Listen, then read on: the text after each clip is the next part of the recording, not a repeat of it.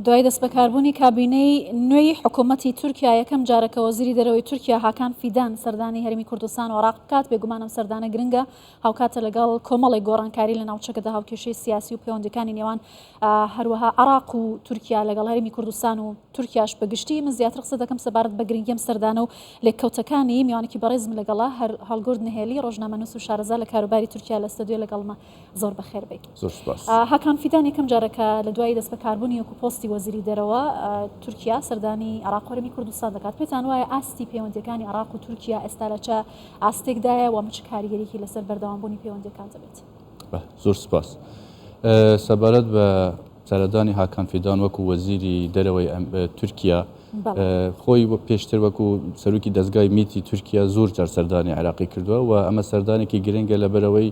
کەسایەتی هاکان فیدان وەکو کەسایەتیەک زۆر شارەزایی لە ناو سیاسەتی عێراقدا هەیە و ئاشنایەتیەکی باشی هەیە لەگەڵ سیاسیەکانی عێراق و چەندین ساڵە لەسەر میلەفی عێراق کاری کردووە بۆیە سەردانێکی گرنگ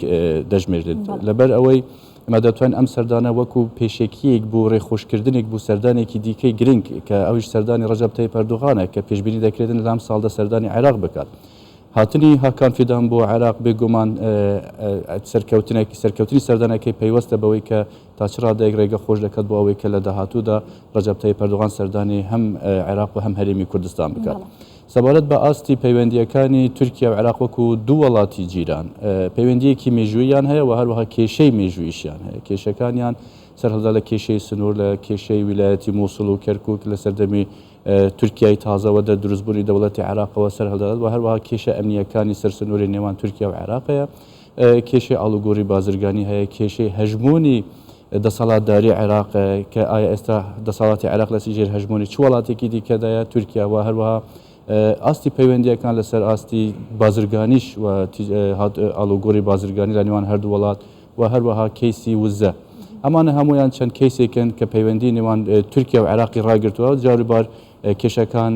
بەرەو ئاڵوز بوون دەچن و جاروبارش بەرەو هێمنی دەچن. ئێستا دەبینین چەند کێشەیەک هەیە لە نێوان تورکیا و عێراقدا. یەکێک لەو کێشانە کە هەناردەکردنی نەوتی عێراق لە ڕێگەی بەندەری جەیهانەوە کە پێشبینی دەکرێتن لەم سەردانەدا باسی لێوە بگرێت و هەروەها وەکو ئاماژە پێدرا کە کێشەی ئاو عێراق ڕووبەرووی قەیرانێکی کەم ئاوی زۆر بووەتەوە سەرچای ئاوەکانی لە باشە سەرجەم ئەم بابەتانە چ بە بالایەن ئەرێنیەکەی چ بەو کێشانەی کە هەبووە باشتربوونی پەیوەندیەکان کاریگەری لەسەر پەیوەندیەکانی هەرێم و تورکیادا دەنێت ئەو پەیوەندیانە کە لە نێوان بەغدا و تورکیا هەیە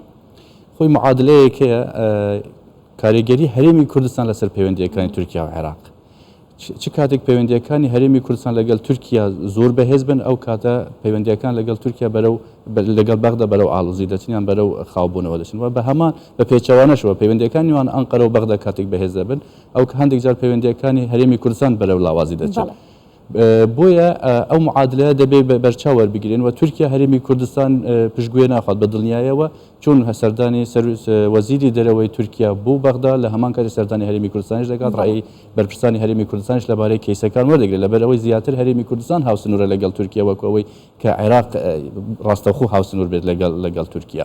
باشە سەبارەت بە پرسی نەوت لە نێوان هەرێمی کوردستان و تورکیا لە بە بڕیارێک هەناردەیەی نەوت هەرێمی کوردستان بۆ تورکیا ڕاگیرا ئایا ئەنقەرە دەتوانێت شار بخاتە سەر بەغدا بۆ جارێکی دیکە دووبارە ئاساییکردنەوەی پەیوەندیەکان و هەناردەکردنەوەی نەوتی هەرێمی کوردستان بەندەری جیهانی تورکیا ئەمە بابەتێکی پەیوەندیدار بە دوولایانی هەرێم و ئەنقەرە هەیە. خۆی کێشەی ئەم هەناردەکردنی نەوت تەنها پەیوەست نییە بە نەوتەوە بخۆی پەیوەستە بە ئاو پەیوەستە بە ئەمنیەتەوە ئەمانە وڵاتانی جیرانیان وڵاتانی ڕێکابەر زۆر جار کارت بەرامبەر یەکتری بەکاردێنن بەڵام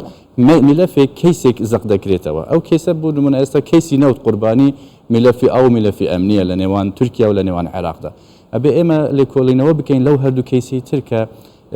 عێراق داوای 12 میلیارد مەتر سێجای ئاو دەکات لە ساڵێکدا لە تورکیا کاتێکدا تورکیا ئامادەنیە و ئاوە بەربدات بۆ عێراق وە کێشە لە عێراقیشەیە بۆەوەی ئەم ئاوە هەموو زیاتر بە فیرۆ ئەچێت بۆ شەتڵ عەرەب بە ئیسفادەیەکی وا لێ نابێنن. کێشەی ئەمنی هەیە کێشەی پەکەکە هەیە لەسەر سنووری نێوان تورکیا و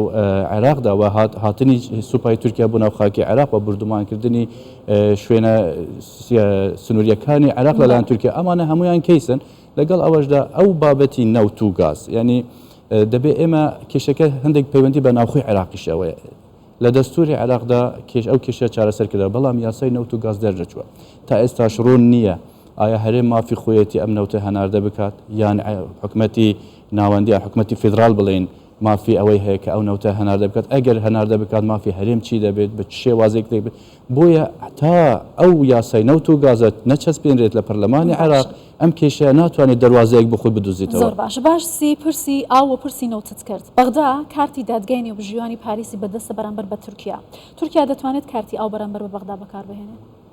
بێگومان ئەمانە وەکووتم کارتن بەرامبەر یەکتری بەکاردێن و تو عێراق و عێراقی نەماوە بوو دومونمونە ئەگە بگەرنەوە مێژوو لە کاتێکدا شەڕی عێراق و ئێران هەبوو پەیوەندیەکانی عێراق لەگەڵ سووریا پەیوەندیەکی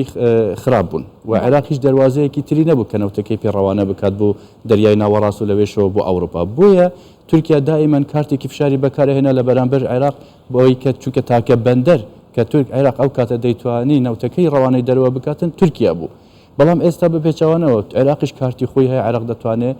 لە بەرامبەر ئەو فشارانەی تورکیا ڕێگەی سووریا بگرێتە بەر بۆیە ئەم دەبێت بەڵانسێک ڕابگەوە پێم وایە کە ئەم سەردانش پەیوەندی بەو هەردوو کەیسی نەوت و ئەو زیاترە و هەروە ئەمنیەت باشە.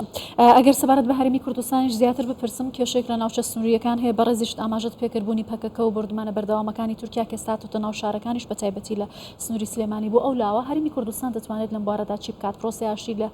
تورکیا چۆن دەتوانێت جارێکی دیکە دەست پێ بکاتەوە ئەم مەترسیانە لە هەرمی کوردستان دوور بخێتەوە گەر بە کورتی وەڵام بدەیتەوە؟ پرۆسی ئاشتی پێم وایە شتێکە بەسەر چووە چونکە تورکیا لە کاتێکدا پرۆسی ئاشتی دەستی پێ کرد کە هەنگاوی زۆر باشی بەرەو پێشەوە چوو بەڵام پرۆسی ئاشتی بەرەو ئاڵوزی زۆر چووە هەرێمی کوردستانیش دەورێکی زۆر باشی بینی لە چەسپاندنی ئەو پرۆسی ئاشتیەدا لە تورکیا بەڵام ئێستا پێکێکە لە حاڵەتێکی زۆر لاوازدایە و تورکیا هێرشەکانی زۆر بەرفراوان کردەوە بووە تورکیا ئێستا لە باڵادەستیدایە پێم وانییە کە بتوانێت پرۆسی ئاشتی لەگەڵ پێکێکە لە ناوخۆی تورکیا هەندێک گۆڕانکاری ڕۆیداوە وەکو چوونی کوردەکان بۆ ناو پەرلەمان ئەمانە دەکرێت لە ڕێگەی دیبلۆماسی و سیاسی و هەرێمی کوردستانیش ڕۆڵێکی ئەرێنی ببینێت لەو نێوەندەدا. زۆر باشە زۆر سپاس بەڕێز هەڵگورد نهێلی ڕۆژنامەنووس و شارەزا لە کاروباری تورکیا سپاس زۆر سپاس لەگەڵمان بووی.